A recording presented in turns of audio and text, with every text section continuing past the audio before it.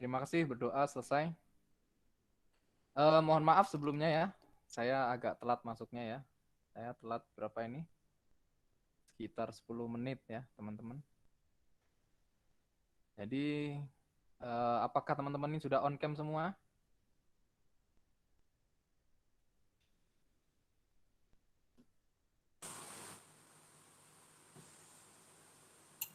Sudah Maaf ya? Pak, kuota sisa sedikit. Oh, begitu ya.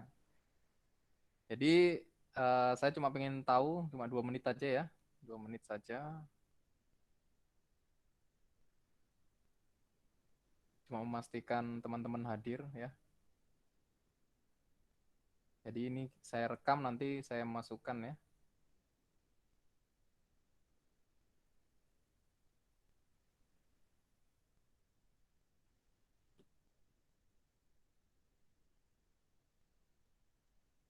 Baik.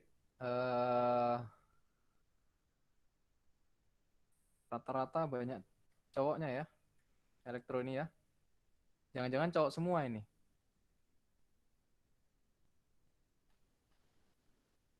Ada ceweknya nggak ini?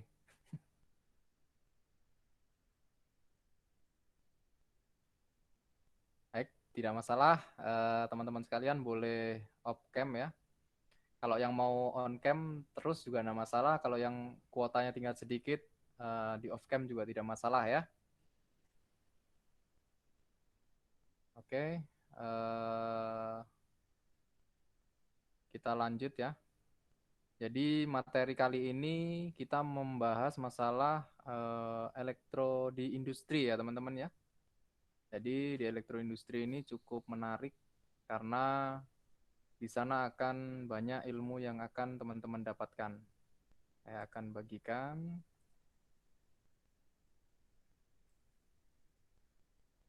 Sudah terlihat ya?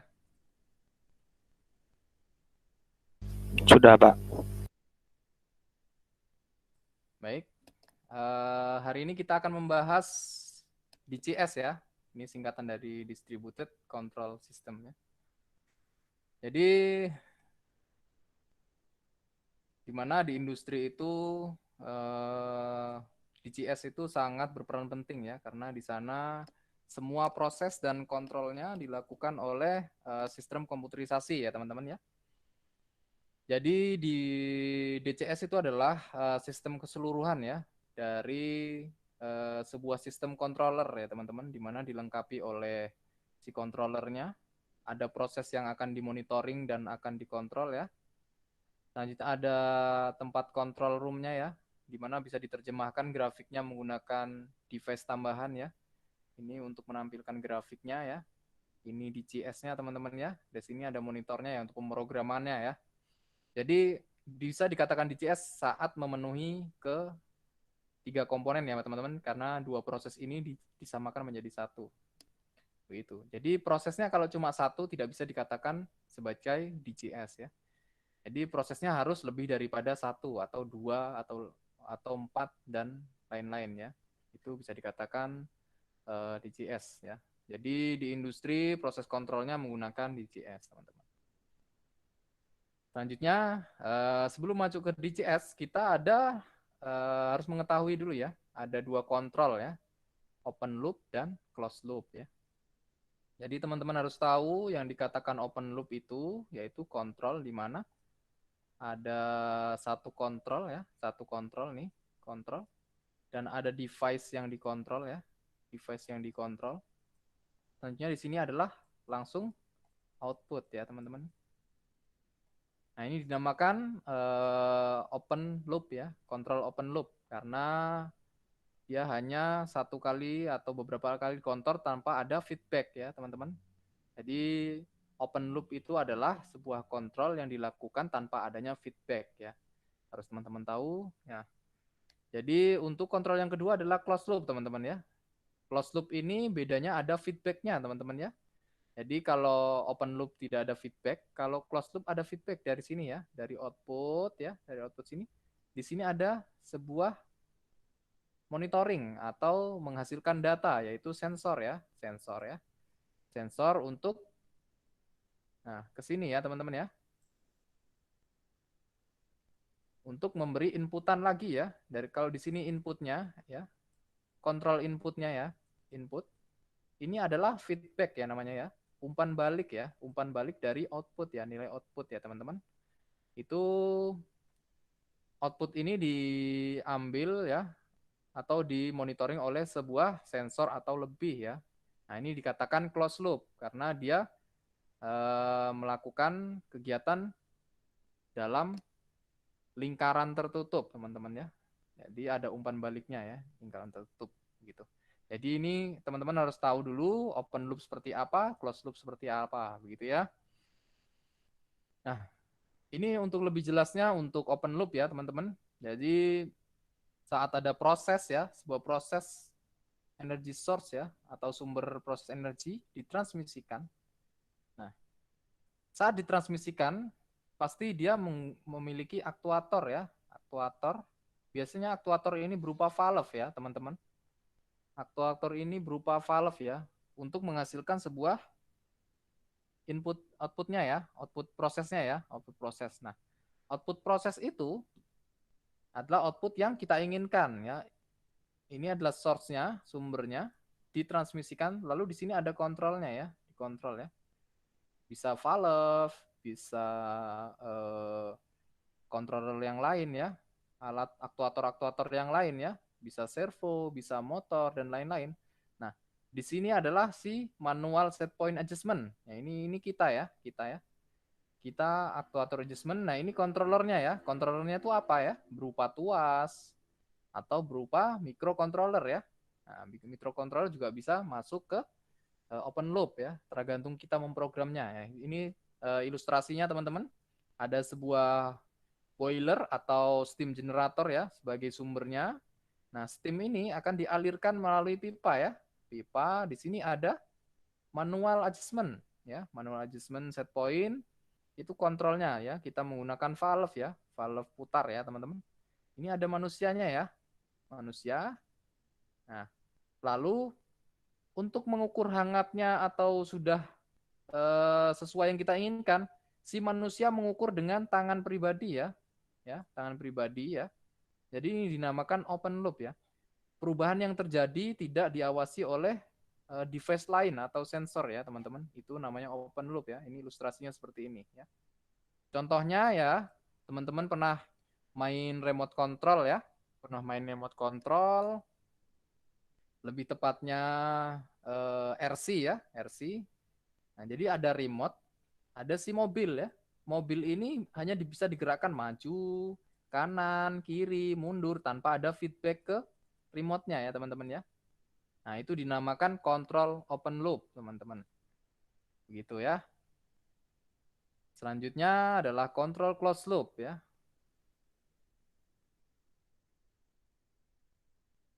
Baik ya, control closed loop ya.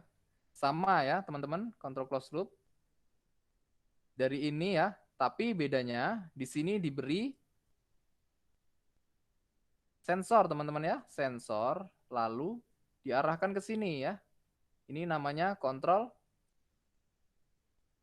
closed loop ya. Karena di sini proses outputnya ada pemonitoring ya, memberikan inputan baru ya ke kontrol ya. Nah, begitu ya. Itu yang dinamakan kontrol closed loop ya. Seperti ini ilustrasinya ya. Ada boiler ya, boiler, lalu ada steam, ada kontrol elemen, tapi kontrol elemen itu diatur oleh sebuah pneumatic controller ya. Di mana pneumatic controller ini ada sensor yang untuk mendeteksi si steamnya ya, steam sini ya. Jadi ini untuk mengalirkan ya, teman-teman, mengalir ya, untuk membuka alirannya di sini, lalu di sensornya diukur ya, menggunakan elemen sensor itu ya, panas. Ya. Lalu di sini ada pneumatic, lalu di sini ada set point ya, teman-teman. Ini dinamakan closed loop karena ada timbal baliknya ya, ada umpan baliknya ya ke sini ya. Jadi ini ada generator, di sini ada kontrolnya ya, kontrolnya, aktuatornya ya, aktuator. Di sini ada yang kita tuju. Ya, di sini steamnya ya. Steamnya ya. Lalu di sini ada umpan baliknya ya teman-teman ya, sensor. Di sini ada controller lah. Ini controller dan sensor ini saling bertukar data ya teman-teman. Jadi kalau set point ini biasanya satu kali aja diatur ya. Kalau dalam close loop ya. Satu kali diatur, lalu melakukan kontrol, keluar. Ini airnya ke sini ya, steamnya. Lalu ini dibaca oleh sensornya. Sensor tadi akan mengirimkan data ya, berapa nilainya, kembali ke sini. Nah, untuk mengetahui hasil sekarang atau output yang kita inginkan, maka set point ya, si aktual dikurangi dengan set point ya. Kurangi set point, ini nilainya ya, nilai yang kurangnya ya, nilai yang akan dituju ya, nilai yang akan dituju. Jadi aktual dikurangi set point ya, misalnya aktualnya 10 dan set pointnya 15, maka N-nya sama dengan minus 5 ya, berarti di sini kurang diputar ya, diputar lagi sampai menembus minus 5 ya di sini. Nah, begitu ya, sampai tercukupi ya. Nah, begitu. Ini ada umpan balik tanpa ada manusia lagi, teman-teman ya. Karena ada sensor di sini ya. Begitu. Selanjutnya ya sebelum masuk ke 4 variabel ini atau ada yang ditanyakan dulu buat teman-teman? Sebelum lanjut ya. Atau kita lanjut dulu? Lanjut, Pak. Oh, lanjut dulu ya. Oke, kita lanjut ya. Kita lanjut dulu. Oke, lihat ya. Jadi ada 4 variabel ya yang digunakan ya untuk mengevaluasi sebuah kerja ya. Yang pertama adalah respon transient ya. Yang kedua adalah error steady state. Yang ketiga adalah stabilitas ya. Yang keempat adalah sensitivitas, begitu ya. Jadi teman-teman harus tahu ya, 4 variabel yang digunakan untuk evaluasi kerja ya teman-teman. Ada 4, yaitu pertama respon transient, yang kedua error steady state, yang ketiga stabilitas, yang keempat adalah sensitivitas. Jadi penjelasannya seperti ini. Respon transient ya. Respon transient adalah suatu kondisi yang digunakan untuk menggambarkan bagaimana output dari sistem closed loop itu merespon ya. Lalu kedua, kondisi ini terjadi sebelum sistem mencapai keadaan steady state ya. Jadi untuk respon-respon ini yang ada hanyalah di closed loop ya. Teman-teman harus pahami bahwa respon transient ini adanya di closed loop ya. Nah, maksudnya ini respon transient adalah ini ya. Nih, keadaan ini ya. Ini namanya underdamped respon. Ini namanya critical ya, critical. Yang ini overdamped ya. Overdamped ya. Kenapa dikatakan underdamped ya? Karena dia melebihi dari target ya, teman-teman. Ini adalah output target ya. Misalnya di sini adalah 2 ampere ya. 2 ampere ya. Kalau teman-teman saya ilustrasikan motor AC ya. Motor AC akan berjalan ya. Arusnya akan tinggi dulu ya, teman-teman ya.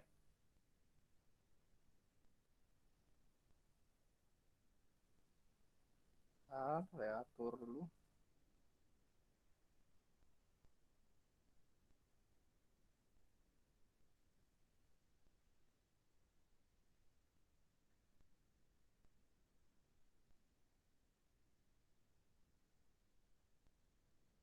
Oke, ini jadi gini ya.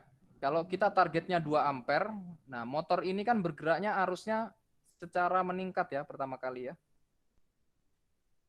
Arusnya meningkat pertama kali sangat tinggi ya. Lalu akan turun mencapai keadaan steady state ya teman-teman ya. Keadaan steady state-nya ya. Masih bisa dipahami sampai sini?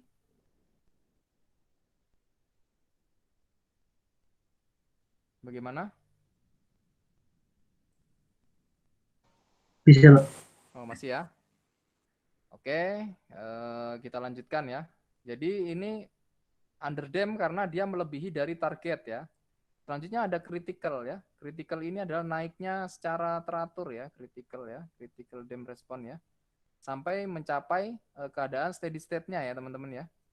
Keadaan steady state ini adalah keadaan yang kita inginkan ya. Keadaan yang kita inginkan berjalan dengan landai ya, agar tidak ada kejut arus ya. Karena juga kejut arus ini merugikan kita ya, teman-teman ya. Karena menghabiskan banyak daya ya. Nah, ini yang kita inginkan, critical dam ini ya, meningkat secara perlahan ya. Selanjutnya ini ada under dam ya. Naik tapi lambat ya, teman-teman ya. Nah, ini juga menguras waktu ya. Temnya menguras waktu ya. Akan tetapi, teman-teman harus ketahui, ketiga kondisi ini ya, bisa diatur menjadi steady state ya. Melalui sebuah kontrol yang baik ya, seperti PID maupun fuzzy logic controller ya, teman-teman. Jadi teman-teman harus tahu ya, bahwa underdam ini akan dibutuhkan pada saat dia diinginkan ya. Misalnya kayak kita ingin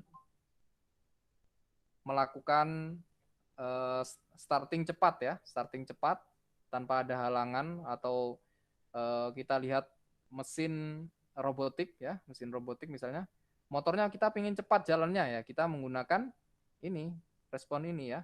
Tapi nanti akan diturunkan menggunakan PID maupun fuzzy logic controller ya, teman-teman. Nah, ini kritikal nanti ada juga fungsinya sendiri ya. Nanti akan ini karena kita masih pengenalan, maka saya akan mengenalkan bahwa ada 3 respon ya. Nanti ada underdam, kritikal, ada overdam ya. Nah, ini biasanya untuk motor yang kita inginkan ya, jalan dengan landai, santai, sampai steady state-nya 2 ampere ya. Misalnya kita mengizinkan output-nya 2 ampere ya, menempuh 2 ampere. Kalau overdam ini lebih lambat ya. Ya, lebih lambat ya. Nah, ini kalau ini tergantung kita aplikasinya nanti ya. Ini hanya responnya saja ya, teman-teman. Responnya ada underdam, overdam, ada critical ya. Akan tetapi kita harus tahu di sini ada steady state ya, steady state ya.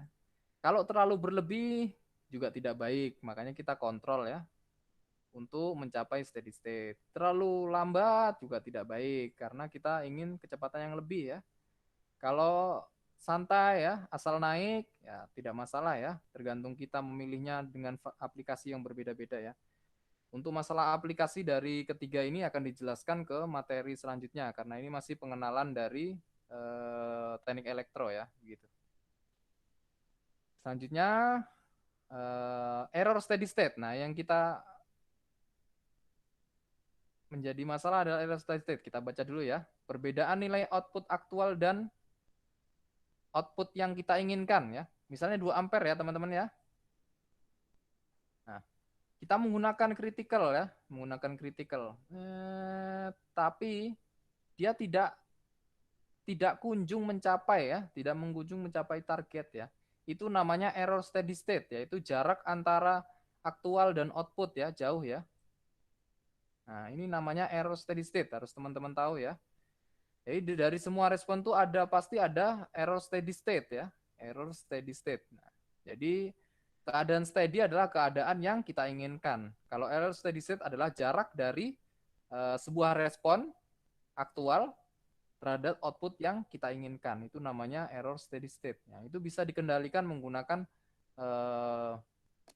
kontrol-kontrol ya, metode kontrol ya, seperti PID controller. Ini akan ada pelajaran di semester 6 atau semester 5. Fuzzy ini biasanya semester 4 atau semester 7 malahan ya. Ini fuzzy dan PID yang biasa kita gunakan ya kalau di elektro. Jadi masing-masing ini meskipun ini underdam akan turun secara berlahan, tapi kalau dia malah turunnya kelebihan ya, di bawahnya output, itu juga dinamakan error steady state begitu teman-teman ya. Nah, ini error steady state namanya. Oke, kita lanjut. Stabilitas ya. Kemampuan sistem untuk mencapai kontrol keadaan steady state dari variabel proses setelah menanggapi perubahan ya. Nah, untuk under damped respon ini adalah respon stabilitas yang sangat buruk ya. Karena naiknya terlalu tinggi, turunnya juga terlalu rendah, naik lagi. Nah, ini namanya adalah stabilitas dengan respon yang buruk ya. Kalau yang baik itu seperti ini ya, kritikal ya. Pelan, ini bagus ya. Nah, ini juga bagus ya, bagus. Nah, ini bagus. Akan tetapi ya tadi kita ada masalah yaitu error steady state. Nah, ini kita bisa atur ya. Biasanya error steady state ini tergantung dari aplikasi yang kita gunakan teman-teman ya. Atau controllernya ya. Kita bisa dibantu dengan memanipulasi controller. Jadi PID dan fuzzy adalah manipulasi controller ya. Namanya dia memanipulasi ya, membeli nilai tambahan ya, biar dia keadaannya steady state begitu ya. Jadi teman-teman harus tahu bahwa kalau berlebih dan turunnya juga jelek ya, kayak osilasi ini ya, atau harmonisa ya, ini namanya stabilitasnya buruk begitu ya. Teman-teman harus tahu kemampuan sistem untuk mencapaikan kontrol steady state dari variabel proses setelah menanggapi perubahan ya. Ini perubahannya bagus. Yang bagus itu naiknya cepat tapi sesuai ya. Lalu dia langsung ya sesuai steady state-nya ya. Nah, itu respon yang baik ya. Tapi jangan jarang sekali ya dengan respon yang baik tanpa adanya metode kontrol ya. Gitu. Itu stabilitas. Selanjutnya sensitivitas teman-teman ya. Mengacu pada rasio presentasi perubahan output terhadap presentasi perubahan input ya. Sensitivitas itu maksudnya jika kita mengeset 5 ya, dia akan langsung mendekati 5, misalnya 4,9 atau 5,1 ya. Itu sensitivitasnya tinggi ya. Sensitivitasnya tinggi ya perubahannya ya. Langsung. Nah, itu perubahannya sensitifnya tinggi ya. Kalau yang lambat atau standar ya itu biasa ya, menengah ya sensitivitasnya. Kalau yang lambat itu kurang sensitif ya. Tapi dari ketiga respon tadi yang saya jelaskan itu punya kegunaan masing-masing ya. Kita akan menggunakannya di beberapa aplikasi yang berbeda begitu. Lanjut DCS ya. DCS atau sistem manufaktur atau setiap jenis sistem dinamis di mana elemen-elemen kontrol tidak tersentral pada satu lokasi tetapi terdistribusi ke seluruh sistem ya pada setiap subkomponen yang dikontrol dengan satu atau lebih controller. Seluruh sistem controller terhubung dengan jaringan untuk komunikasi dan monitor. Itu disebut dengan DCS, teman-teman. Nah, jadi di industri, penggunaan di industri banyak, teman-teman ya. Kayak electrical power grid ya, pembangkitan listrik ya. Pembangkit listrik itu menggunakan DCS, teman-teman ya. Karena banyak sekali yang akan dikontrol dan akan dimonitoring ya, teman-teman. Selanjutnya ada kontrol sistem lingkungan ya. Kontrol sistem lingkungan ini biasanya seperti kita mengontrol greenhouse ya, kontrol greenhouse, atau kita mengontrol buka tutup air ya di sebuah bendungan ya, sebuah bendungan yang jauh dia membutuhkan DCS teman-teman ya. Atau traffic signal ya, traffic signal ini eh, sinyal traffic ya, sinyal traffic. Lalu ada radio sinyal ya, radio sinyal ini bisa radio frekuensi, sistem radio sendiri, atau teman-teman harus ketahui handphone teman-teman sekalian itu juga radio frekuensi ya, radio signal ya masuknya. Lalu sistem manajemen air ini seperti di PDAM ya, antara menguras ya, menguras di sini yang masih kotor dipindahkan ke sini ya. Ini ada dia diberi sensor ya, memberitahuan ke komputer lokal berhubungan ke control host begitu ya teman-teman. Lalu selanjutnya ada plan pemurnian oil ya. Ini seperti di sawit ya, pembentukan CP30 ya, PO30 ya. Nah, ini pemurnian oil juga di plan itu menggunakan DCS ya. Selanjutnya ada plan proses metal metalurgikal ya, metalurgi ya, proses metalurgi ya. Teman-teman bisa browsing apa itu metalurgi ya. Seperti proses penambangan ya, penambangan metal ya, atau pembuatan besi baja ya, teman-teman kalau tahu ya. Selanjutnya ada plan kimia ya. Plan kimia ini biasanya seperti petrokimia ya, itu ada di Gresik ya, Jawa Timur. Atau ada di kita itu eh, pupuk kaltim ya, sama dengan petrokimia ya. Itu pupuk kaltim, plan-plan kimia ya. Atau semen ya, semen Indonesia ya. Itu plan-plan kimia ya, dia sudah menggunakan DCS teman-teman ya. Selanjutnya ada manufaktur farmasi ya, biasanya ini ada di Kalbe Farma ya, Kimia Farma ya, pengepakan obat-obat ya, pembuatan obat-obat ya, teman-teman sekalian. Itu sudah menggunakan DCS untuk distribusinya ya, untuk kontrol sistemnya. Lalu ada jaringan-jaringan sensor teman-teman ya, jaringan-jaringan sensor ini biasanya ada 5 sensor ya, ada 5 sensor yang berbeda seperti sensor panas, sensor tekanan ya, panas, tekanan ya, tekanan, temperatur ya, atau ada sensor yang lain banyak itu dimasukkan ke sebuah komputer untuk komputer lokal ya, ini komputer lokal, ini ada sensor-sensor ya, sensor-sensor. Ini ada komputer lokal, lokal dikirimkan ke komputer lain ya, menggunakan jaringan bus ya, bus. Jadi trafficnya banyak nih ya. Di sini ada komputer lain yang sama-sama bisa mengakses ya, itu namanya DCS teman-teman ya. Nah, gitu. Ini biasanya sensor-sensor ini adanya di minyak ya, Pertamina, LNG ya, LNG. Itu biasanya jaringan-jaringan sensornya banyak sekali dan harus didistribusikan menggunakan kontrol sistem DCS ya. Selanjutnya adalah kapal-kapal pembawa minyak curah kargo ya. Jadi kapal juga di dalamnya ada DCS ya, untuk kemudi, untuk buang air ya, buang air, sirkulasi air dari asin menjadi tawar ya di dalam situ ya, atau pemberat untuk si kapal ya. Bisa ada kapal begini ya, pasti di sini ada pemberatnya ya, diisi air ya di decknya ya. Itu untuk stabilitas ya, itu menggunakan DCS ya, kontrolnya ya semuanya ya. Jadi sistem DCS yang sudah diterapkan gitu. Untuk pemakaian plan PLC, DCS dan sistem hybrid di industri ya, keduanya dipakai. Itu banyak ya, untuk proses tuh biasanya menggunakan DCS ya. Proses tuh karena daerahnya jauh atau memiliki tingkat hazard yang tinggi ya. Kita harus safety-nya tinggi ya. Jadi oleh karena itu seperti power, dia udah hampir semuanya DCS.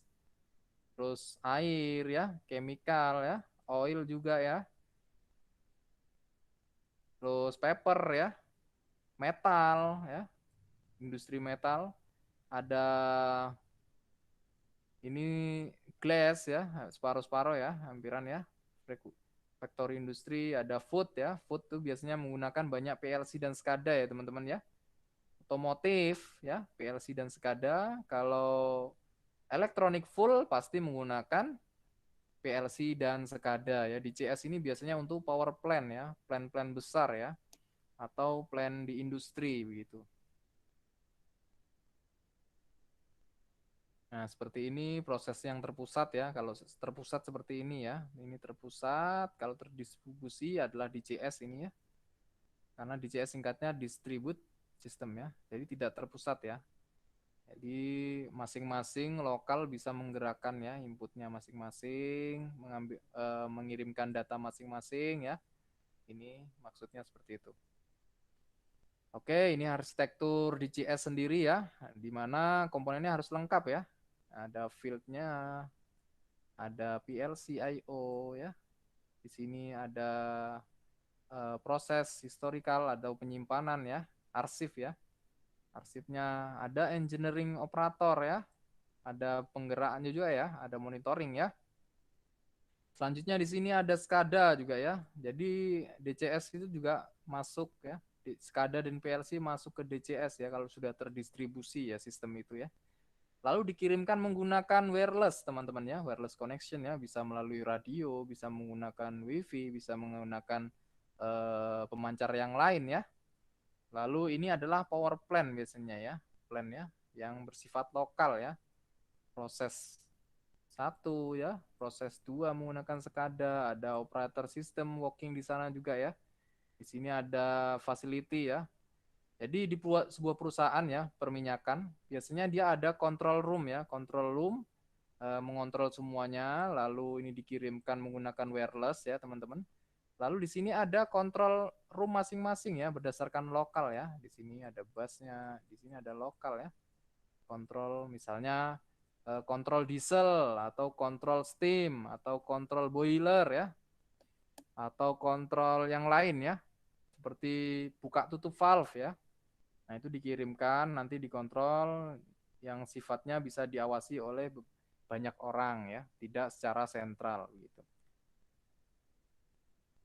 Ini skemanya ya, ada di mana ada yang besar ya, atau supervisory host ya, atau master ya, di mana ada main control computer ya, ada kontrol utamanya ya di sini. Lalu ada operator-operator juga bisa mengakses teman-teman ya, melalui jaringan yang sama ya. Data ini berkecepatan tinggi, maksudnya data ini sangat padat ya, maksudnya highway ya, sangat padat sekali ya teman-teman prosesnya. Lalu di sini ada komputer lokal ya, biasanya ada di plan-nya ya, langsung di plan yang dituju. Lalu ini ada local display ya, local display. Jadi selain kita bisa melihat dari control room ya,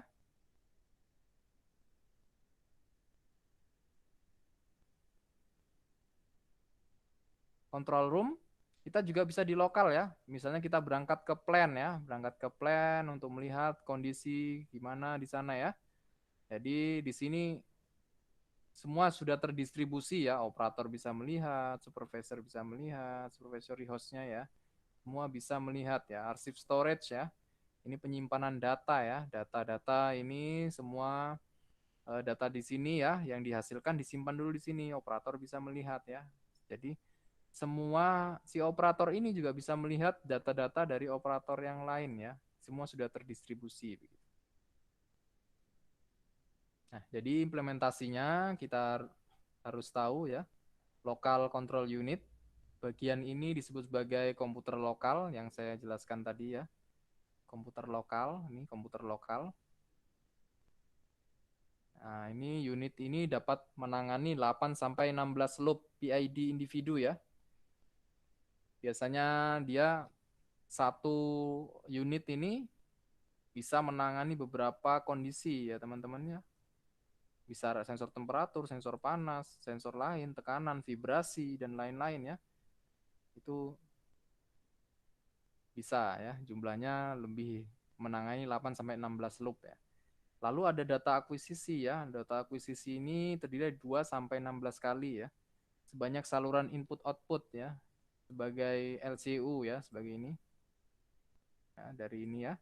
Jadi I/O digital dan analog dapat diatasi, biasanya tidak ada fungsi-fungsi pengaturan yang tersedia. Jadi data akuisisi ini adalah data-data yang akan didistribusikan ke teman-teman yang lain ya. Jadi ada kontrol-kontrol yang lain itu bisa melihat data akuisisinya, perkembangan datanya ya, sejenis history ya, tapi dia data akuisisi ya, yang bisa digunakan sebagai kontrol gitu ya. Kalau history kan tidak bisa digunakan sebagai kontrol ya, itu sebagai monitoring aja ya. Selanjutnya ada sequencing unit atau batch switching. Biasanya ini untuk penghitungan waktu saja ya, misalnya 5 menit on, 5 menit off, ya 5 menit on, terus 5 menit off, valve-nya ya. Ini misalnya kita punya valve ya, di tangki kita mau on kan 5 menit. Nah, bisa nanti, nah ini perwaktuannya berulang maksudnya begitu ya. Nah, gitu. Terus membangkitkan fungsi yang berubah-ubah ya. Maksudnya ini kita bisa mengeset ke program-program yang lain ya secara sequential ya, sequencing ya. dan logika internal. Maksudnya logika internal tuh kita bisa menyisipkan logika-logika lain, misalnya, oh sekarang waktunya buka ya, atau sekarang waktunya tutup ya, atau sekarang waktunya buka setengah ya, gitu ya, kita bisa atur ya di sini. Lalu ada local display yang saya jelaskan tadi, yang ada di pos-posnya ya, setiap pos ya, atau di setiap lokasi ya, itu bisa membaca video maupun pembacaan yang lain ya, maksudnya grafik gitu kan, bersifat real time ya, itu biasanya local display ada ya. Lalu ada block monitoring unit ya, unit ini digunakan untuk menyimpan dan memanggil data ulang ya, ini maksudnya data-data yang sudah tersimpan di dalam disket-disket maupun pita magnetik itu bisa kita panggil kembali ya, panggil kembali sebagai pengontrol ya. Jadi ini tempat menyimpan data-data saja ya, gitu. Namanya block memory unit ya. Selanjutnya ada general purpose computer ya. General purpose computer itu unit ini diprogram oleh pemakai atau pihak ketiga untuk mengerjakan fungsi-fungsi mutakhir seperti optimisasi, pengaturan lanjut, sistem pakarnya. Maksudnya gini, general ini adalah di mana kita tidak perlu memprogram lagi ya. Jadi kita hanya memakai ya. Jadi program sudah dibuatkan ya, lalu kita memakai fungsinya untuk mengoptimalisasi ya, bagaimana cara mengoptimalisasi ya, terus mengatur lanjutnya seperti apa ya. Lalu di mana pihak ketiga ini diizinkan untuk menambah ya, seperti pakar sistem ya, menambah sistem lanjutan begitu. Selanjutnya ada central operator display ya. Ini biasanya akan berisi satu atau lebih konsol ya untuk komunikasi operator dengan sistem dan beberapa unit penampil grafis video ya. Ini central operator display biasanya ada di bukan yang di lokal ya. Ini setelahnya lokal ya, control room pertama ya. Control operator ini ya. Di room operator ya.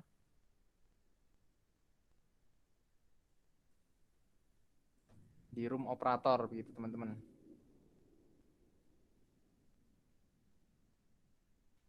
Selanjutnya ada jalur data ya. Jalur data ini suatu serial saluran transmisi data digital menggunakan sebuah komponen lain dalam sistem tersebut boleh terdiri dari kabel koaksial sebagai dasar DCS komersil mengizinkan lalu lintas data yang berlebih untuk mengurangi resiko kehilangan data.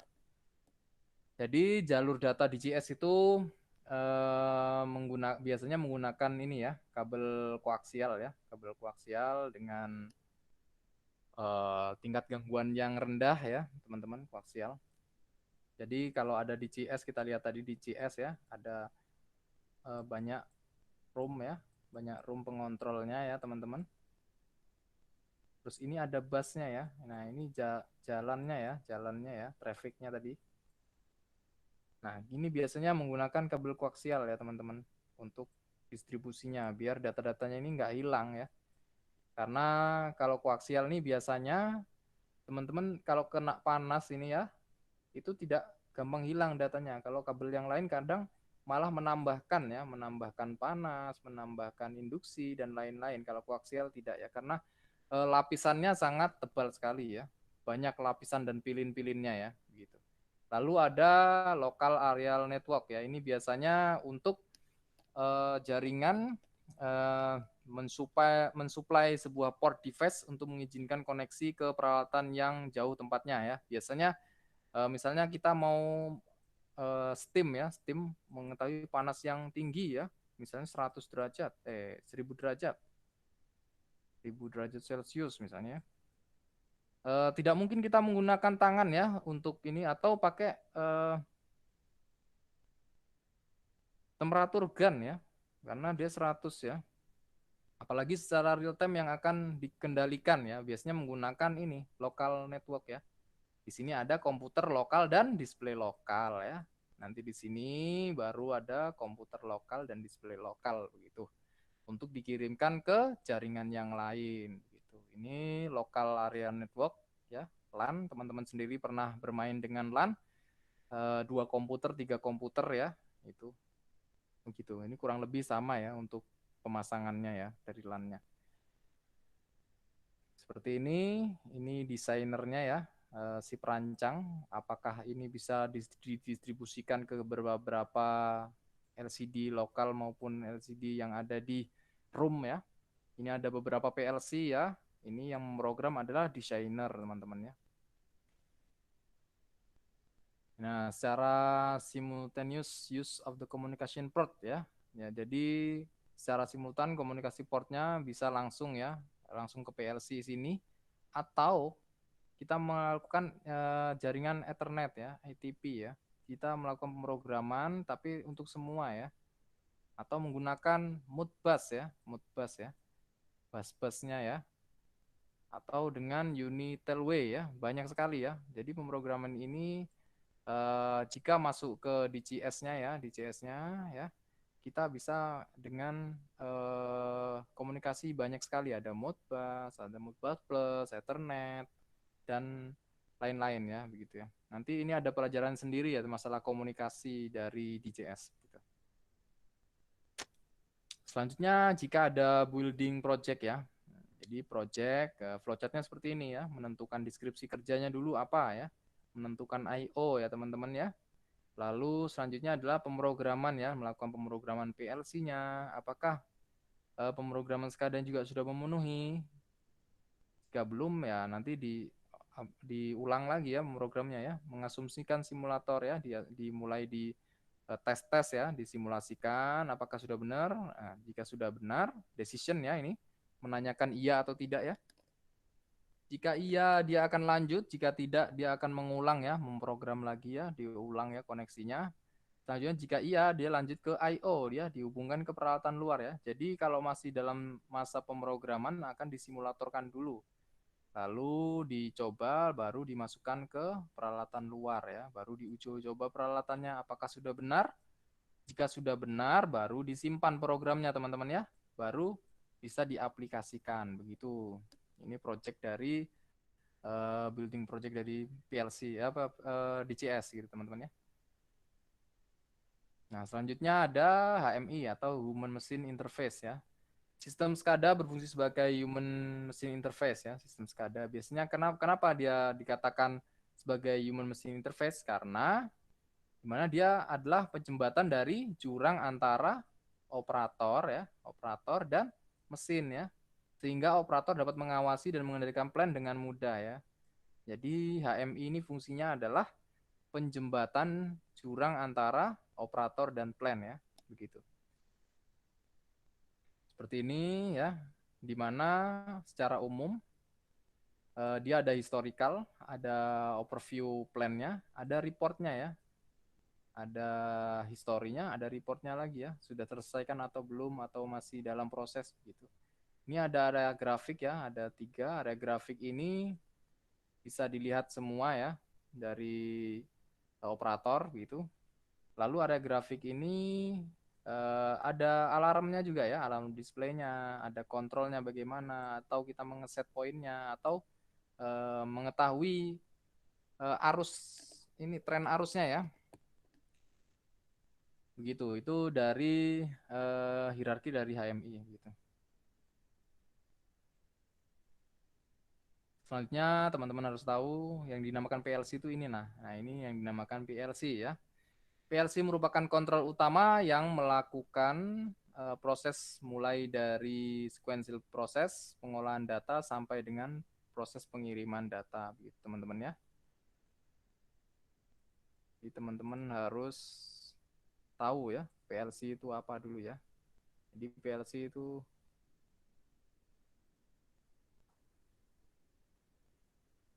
PLC adalah kontrol ya, kontrol utama ya teman-teman.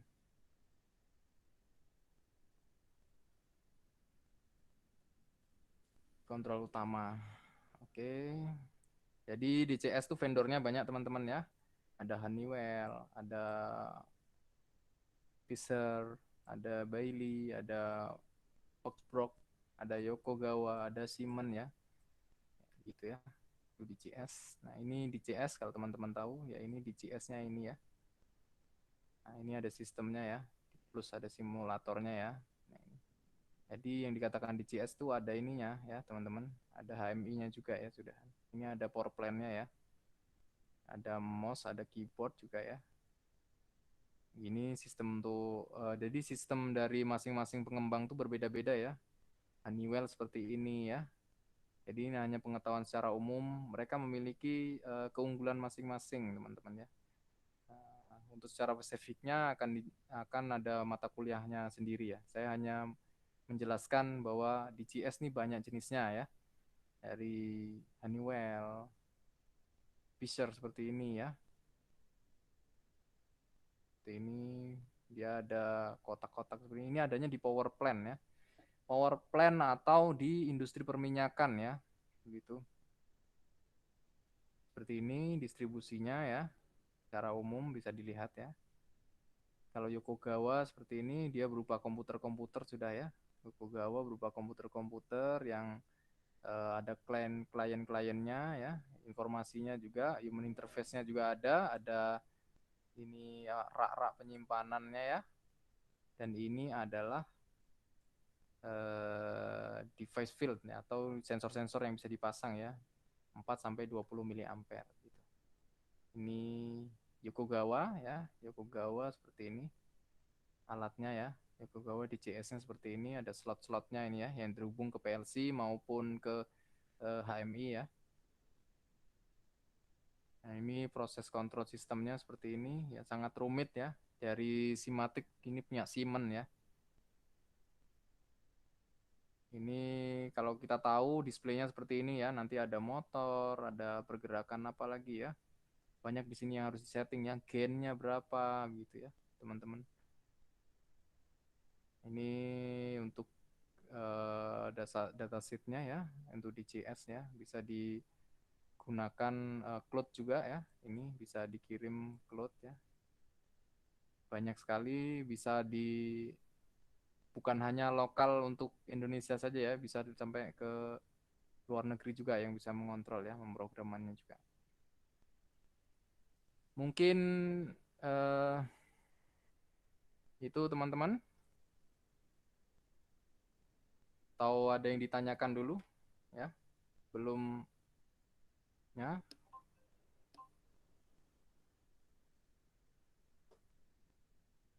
Silakan teman-teman yang mau ditanyakan.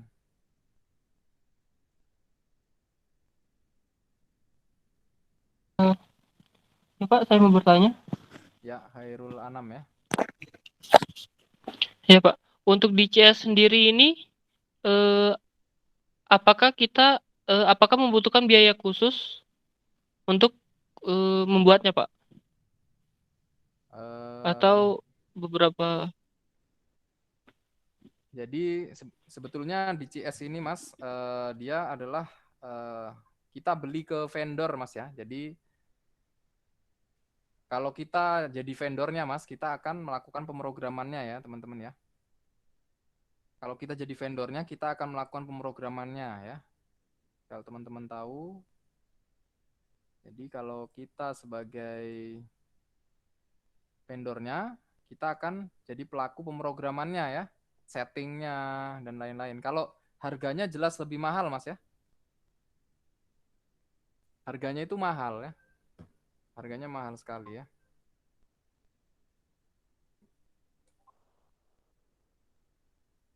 Harganya mahal sekali untuk DCS. Nah, DCS ini distribusinya banyak sekali Mas ya. Dia bisa dikatakan DCS saat sudah terhubung dengan PLC, SCADA ya, atau PLC saja ya, atau SCADA saja ya. Tapi SCADA-nya juga sudah ada PLC-nya ya, teman-teman harus tahu ya.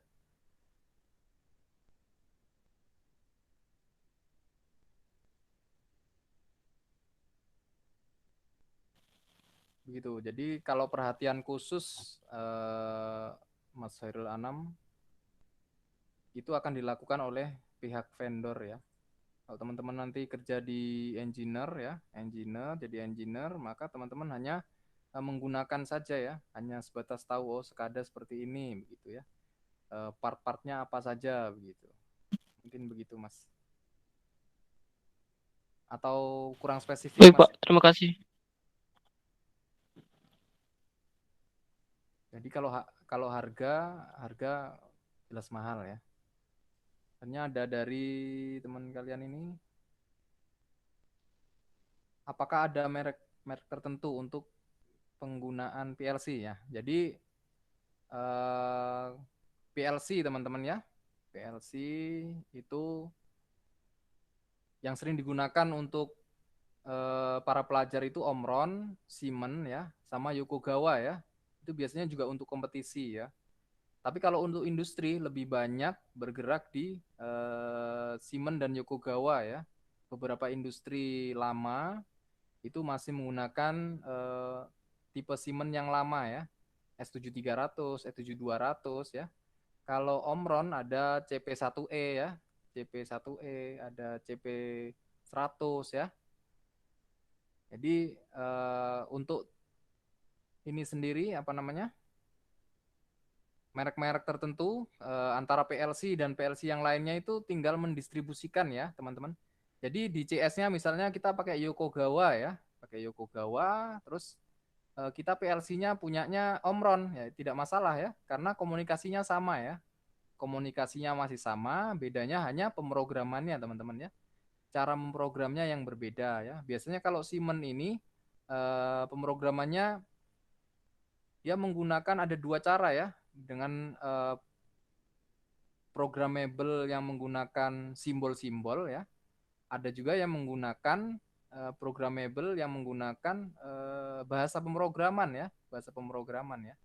Begitu. Kalau dari Omron sendiri itu hanya menggunakan simbol-simbol saja ya, teman-teman. Tapi untuk teman-teman sekalian yang free ya, free untuk teman-teman bisa download, bisa pelajari pemrogramannya dari PLC adalah Omron ya. Omron. Nanti coba dicari Omron, itu ada CP1E begitu.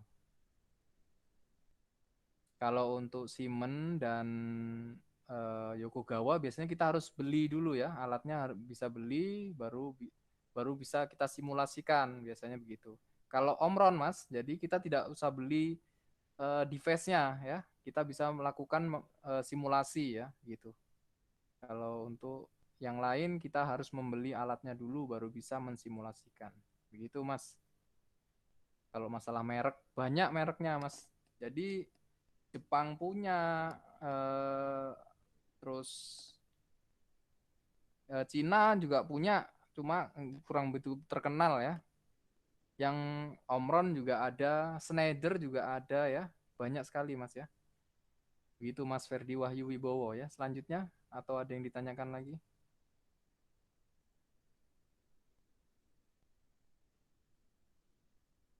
Saya ingin bertanya, Pak. Ya, Mas Jadwa Zauhar ya. Ya silakan Mas.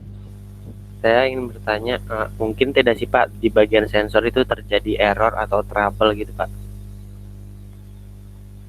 Entah itu tidak membaca atau bagaimana gitu Pak, di bagian sensornya. Baik, terima kasih ya. Nah ini sangat menarik ya. Jadi sensor itu rentan terhadap rusak ya, apalagi dengan field yang lokasinya sangat berbahaya ya, atau misalnya sensor panas ya, sensor panas itu dengan derajat yang tinggi kadang berlebih ya, berlebih. Kita ingin mengawasi 100 ya, 1000 ya, 1000 derajat Celcius. Ternyata waktu di plan dia lebih dari 1000 ya, jadi rusak Mas ya. Jadi itu fungsinya maintenance ya. Maintenance itu ada dua ya, ada 4 kalau tidak salah ya. Harian, maintenance harian adalah maintenance secara langsung ya, apabila terjadi kerusakan. Selanjutnya ada mingguan ya, berkala mingguan, ada bulanan dan ada tahunan. Tahunan itu biasanya saat akan overhaul ya. Jadi semua mesin dimatikan, dicek satu-satu gitu. Jadi kalau sensor biasanya kalau di perusahaan tuh sering kerusakan Mas ya. Banyak sekali kerusakan karena kondisi lingkungan kita ya yang berubah-ubah ya. Kadang terlalu dingin, kadang terlalu panas ya. Kadang kalau untuk distribusi sendiri ke PLC tidak begitu ada masalah ya. Tapi kalau error dari si sensor banyak sekali Mas Jadwa ya.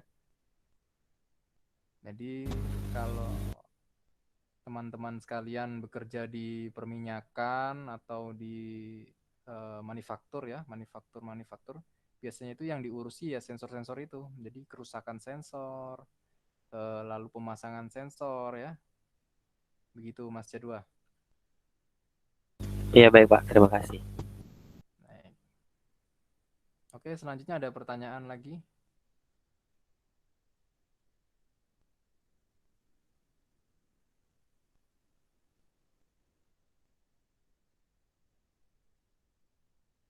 Gimana? Ada pertanyaan masih?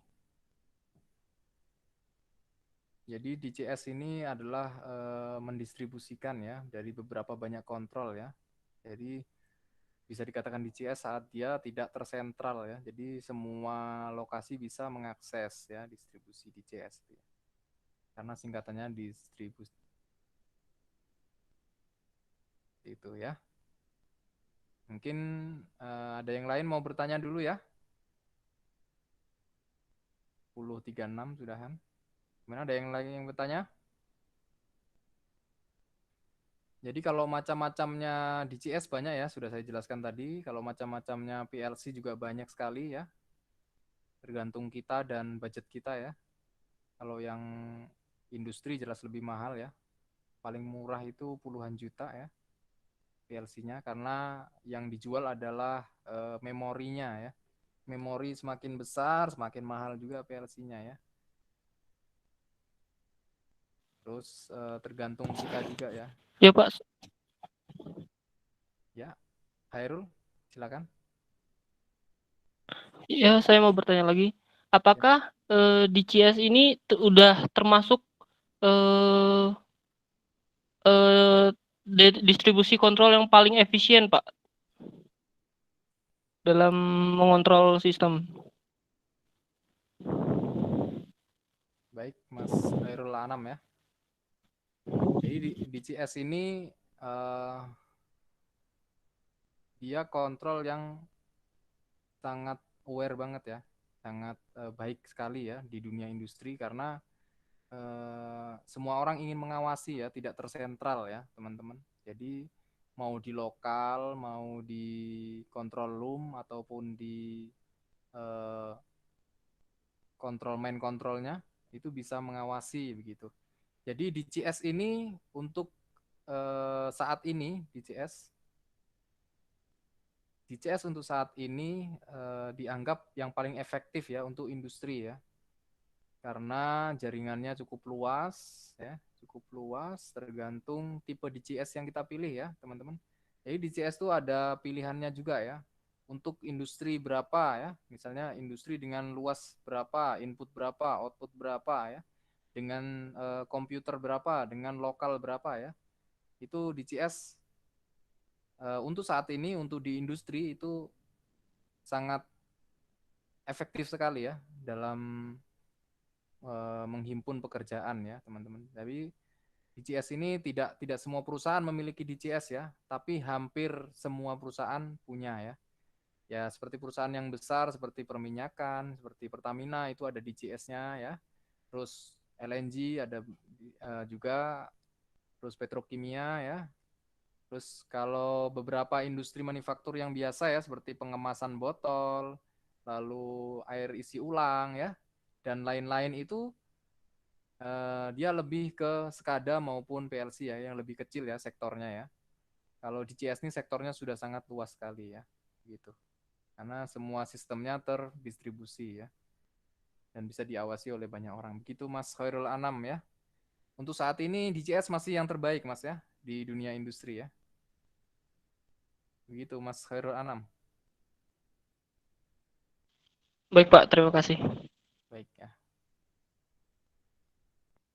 Teman-teman kalau mau bekerja di beberapa vendor cukup menarik sih, karena dari segi penghasilan sangat tinggi sekali ya teman-teman ya, apalagi jadi pemrogramnya ya, itu sangat tinggi sekali. Biasanya kalau ada teman saya itu sekedar cerita ya, dia masuk ke uh, Omron ya, masuk ke Omron itu studinya di luar ya, Jadi dia dikirim ke luar ya untuk belajar pemrogramannya ya, teman-teman sekalian. Lalu ada teman saya juga yang di Yokogawa ya. Yokogawa juga dia dikirim ke Jepang ya, teman-teman. Untuk pembelajarannya ya, pembelajaran pemrogramannya begitu. Tapi ya itu saingannya sangat tinggi sekali ya. Saingannya tinggi, teman-teman harus banyak belajar, harus banyak tahu masalah pemrograman, masalah DCS-nya juga, masalah PLC ya. Jadi ini teman-teman sekalian masih semester berapa ya kalau boleh tahu? Semester 1 Pak masih. Semester 1, Pak. Oh begitu ya, masih semester 1 ya. Masih awal sekali ya. Jadi perlu disiapkan ya, perlu disiapkan mulai sekarang belajar PLC ya untuk teman-teman sekalian. Saya harap di semester 1 ini teman-teman tidak salah jurusan ya. Jadi niatnya diluruskan dulu ya sebelum melangkah ke semester selanjutnya ya teman-teman. Niatnya diluruskan, di elektro mau ngapain ya. Nanti kira-kira mau ngambil bidang apa, kelistrikan atau multimedianya ya. Atau mau ngambil elektromedisnya atau elektroindustrinya ya. Jadi banyak sekali pilihannya teman-teman sekalian. Harus difokuskan dulu ya, jangan untuk semester 1 dan 2 ini adalah tonggak awal untuk keberlanjutan teman-teman sekalian ya di semester selanjutnya ya. Karena semester 1 dan 2 ini kalau teman-teman basicnya kurang, maka nanti semester 3 sampai semester 7 teman-teman sekalian kasihan ya, karena ketertinggalan dengan teman-teman yang lain ya. Kalau tidak serius di semester 1 dan 2 ya. Karena semester 1 2 itu biasanya rangkaian listrik ya, rangkaian listrik, matematika ya. Jadi kalau di matematika itu ada integral, ada turunan ya, ada metrik ya. Itu tolong dipelajari karena nanti di semester 5 untuk pemrogramannya penerjemahan dari integral ke komputer ya, teman-teman sekalian ya. Jadi matematik akan diterjemahkan ke pemrograman begitu ya. Lebih tepatnya seperti itu. Jadi tolong baik-baik dalam belajarnya ya. Begitu. Mungkin untuk materi kali ini ada yang ditanyakan dulu atau cukup karena sudah mau jam 11 teman-teman sekalian juga banyak yang mau sholat Jumat ya. Pak, saya ingin bertanya tentang absen. Kayak mana Pak ya? Absen. Baik. Kalau yang sebelumnya bagaimana Mas Jadwa ya? Kalau sebelumnya kita absen di LMS Pak. Itu pribadi apa Pak siapa? Pak Vicky? Maksudnya Pak? Maksudnya yang teman-teman masuk ke LMS itu sudah masuk absen gitu ya? Iya Pak, kita submit hadirnya kita hari itu. Oh begitu ya. Ya, karena saya belum setting itu ya, belum setting hadirnya. Nanti untuk kali ini saya yang mengabsen sendiri ya teman-teman ya. Jadi nanti untuk minggu depan baru teman-teman sekalian absen seperti biasa ya. Baik Pak, terima kasih Pak. Ya terima kasih Mas Jadwa ya. Jadi untuk mata kuliah ini kita dari 9:30 ya. Kita sepakati 9:30 ya teman-teman ya. Jam 9:30 ya Pak mulainya, mulai minggu depan. Ya, minggu depan 9:30 ya teman-teman. Karena saya di pagi itu menggantikan Pak Yun ya. Pak Yun di jam 8 ya teman-teman. Kalau teman-teman tahu, saya gantikan dulu Pak Yun di jam 8 baru ngajar teman-teman sekalian ya. Begitu. Sekarang jam 10.44. Ada yang ditanyakan lagi ya? Atau mau dikasih tugas? Belum ya, kasihan ya, masih. Nanti ini hasil videonya ya, saya upload di YouTube-nya saya, tapi untuk kampus sih sebetulnya itu. Biar teman-teman sekalian bisa melihat di sana ya, nanti saya pasang di LMS ya teman-teman sekalian, nanti di LMS teman-teman sekalian bisa melihatnya ya. Di LMS bisa langsung dilihat, itu ada linknya nanti ya di sana. Begitu. Jadi kalau ingin mengulas masalah DCS bisa di situ untuk ini. Kalau tidak ada pertanyaan mungkin saya akhiri ya teman-teman sekalian ya. Nanti di LMS juga saya berikan ini apa namanya PPT-nya ya. Jadi semua informasi ada di LMS teman-teman ya. Baik, ada yang tanyakan dulu sebelum kita akhiri?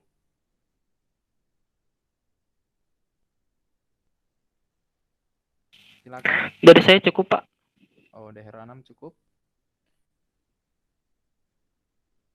Baik, mungkin saya akhiri ya. Saya akhiri kuliah pada hari ini. Berdoa menurut agama dan keyakinan masing-masing ya, teman-teman sekalian.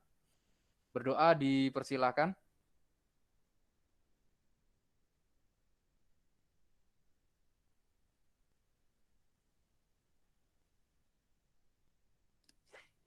Berdoa selesai. Terima kasih atas kehadiran teman-teman. Saya mohon maaf tadi ada keterlambatan ya. Minggu depan kita akan membahas pengetahuan elektronika yang lain ya. Jadi kalau untuk saya fokusnya lebih ke pengetahuan secara umum ya. Tentang pengenalan elektronika itu bukan hanya di lab saja, tapi ada di luar juga begitu ya. Begitu dari saya akhiri.